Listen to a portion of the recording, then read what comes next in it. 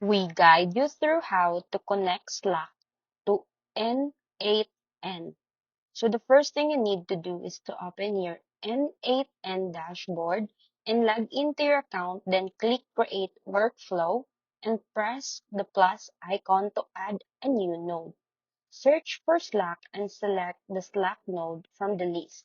After that, click Credentials and choose Create New Credentials. A new window will appear asking you to connect your Slack workspace.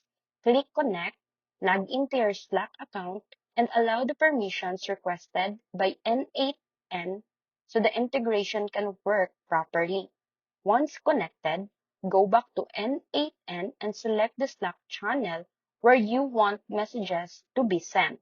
Now, choose the action you want, like sending a message, creating notifications, or posting updates automatically. To test it, type a sample message inside the text field and click Execute Node. If everything is connected correctly, the message should instantly appear inside your Slack channel.